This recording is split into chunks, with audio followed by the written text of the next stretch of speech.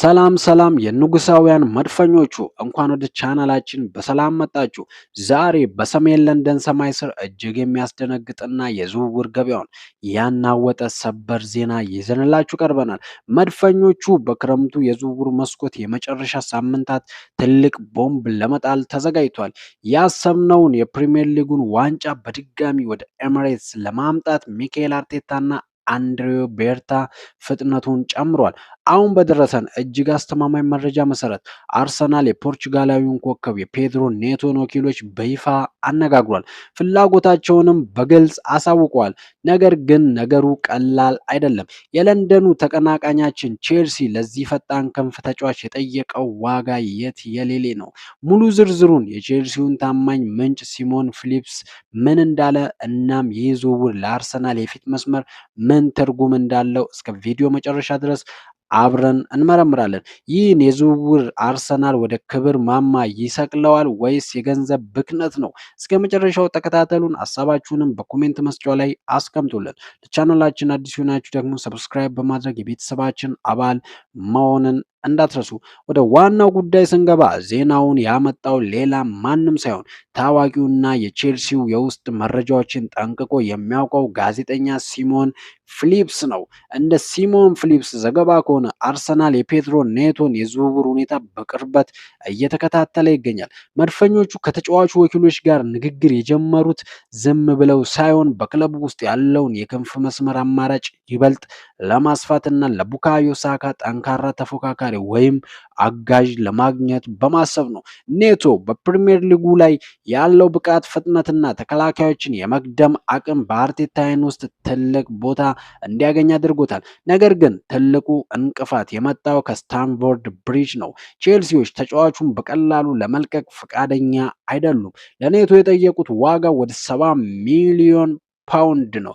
ይህ ዋጋ ለአርሰናል ቦርድ ትልቅ ፈተና እንደሚሆን ጥርጥር የለውም። ለመሆኑ ፔድሮ ኔቶ ማን ነው? ለአርሰናልስ ምን አይነት አዲስ ነገር ይዞ ይመጣል? ኔቶ በሁለቱም የክንፍ መስመሮች ላይ እኩል መጫወት የሚችል እጅግ ፈጣንና ድሪብሊንግ ላይ የተካነ ድንቅ ተጫዋች ነው። በተለይም በግራ ክንፍ ላይ ተሰልፎ ወደ ውስጥ በመግባት በሚፈጥረው አደጋ ተወዳዳሪ የለውም። ባለፉት ሁለት የውድድር ዓመታት ቡካዮ ሳካ ሳያርፍ ሁሉንም ጨዋታዎች እንዲጫወት ተገዷል። ይህ ደግሞ በውድድር ዓመቱ መጨረሻ ላይ የድካም ምልክት እንዲታይበትም አድርጓል። ኔቶ ከመጣ ሳካ በቂ ረፍት ያገኛል። ቡድኑም ጥራቱን ሳይቀንስ ማሽከርከር ይችላል። ሌላኛው አርሰናል በትልልቅ ጨዋታዎች ላይ ፈጣን የመልሶ ማጥቃት ካውንተር አታክ ሲፈልግ የኔቶ ፍጥነት ቁልፍ መሳሪያ ይሆናል። በተጨማሪም ሚኬል አርቴታ ሁለገብና በፕሪሚየር ሊጉ ልምድ ያላቸው ተጫዋቾችን ይወዳል። ኔቶ ደግሞ ይህን መስፈርት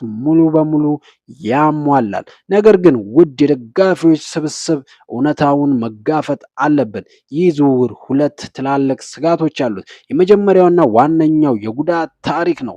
ፔድሮ ኔቶ እጅግ ተሰጥኦ ያለው ተጫዋች ቢሆንም በየዓመቱ በጡንቻና በጉልበት ጉዳቶች ምክንያት በርካታ ጨዋታዎች ያመልጡታል። አርሰናል በረጅም የውድድር ዓመት ውስጥ በቋሚነት የሚያገለግል ተጫዋች እንጂ የሕክምና ክፍሉን የሚያጨናንቅ ሰው አይፈልግም። ሁለተኛው ደግሞ ዋጋው ነው። 70 ሚሊዮን ፓውንድ ለተደጋጋሚ ተጎጂ ተጫዋች መክፈል ትክክለኛ ውሳኔ ነው። በተለይ በኤፍኤፍፒ ሕግ ጥብቅ በሆነበት በዚህ ሰዓት ያንን ያህል ገንዘብ በአንድ ተጫዋች ላይ ማውጣት ሌሎች ቦታዎችን ለማጠናከር ያለንን አቅም ሊገድበው ይችላል። ይህ ዜና ከወጣ በኋላ የአርሰናል ደጋፊዎች በሁለት ጎራ ተከፍሏል። አንዳንዶቹ ዋጋው ቢወደድም ኔቶ ለአርሰናል ዋንጫ የሚያስገኝ የጎደለው የመጨረሻው እንቆቅልሽ ወይም ሚሲንግ ፒዝል ነው ሲሉ፣ ሌሎቹ ደግሞ በጉዳት ምክንያት 70 ሚሊዮን ፓውንድ ማውጣት ሌላ ኒኮላስ ፔፔን መፍጠር ነው በማለት ስጋታቸውን እየገለጹ ነው። ግን አንድ ነገር በእርግጠኛ መሆን ይቻላል። አርሰናል በዚህ ክረምት ትልቅ ስም ማምጣት ይፈልጋል። የአርቴታና የአንድሬው ቤርታ ስብሰባዎችም ቀጥሏል። ቼልሲዎች ዋጋቸውን ዝቅ ካደረጉ ወይም አርሰናል የክፍያ አማራጮችን ካስተካከለ ይህ ዝውውር በዚህ ሳምንት መገባደጃ ላይ ትልቅ መልክ ሊይዝ ይችላል። እሺ የቪዲዮአችን ታዳሚዎች እናንተስ ምን ታስባላችሁ? አርሰናል 70 ሚሊዮን ፓውንድ አውጥቶ ፔድሮ ኔቶን ማስፈረም አለበት ወይስ ፊቱን ወደ ሌላ አማራጭ ማዞር ይኖርበታል? ሳካን ያግዟል ወይስ የቤንች ተጫዋች ነው የሚሆነው? ሀሳባችሁን አሁኑኑ ኮሜንት ላይ ጻፉልኝ። እያንዳንዱን ኮሜንት አነባለሁ። ስለተከታተላችሁኝ ከልብ አመሰግናለሁ። በሌላ አስደሳች እና ሰበር የአርሰናል ዜና እስከምንገናኝ ድረስ ድል ለአርሰናል። ቸው ቸው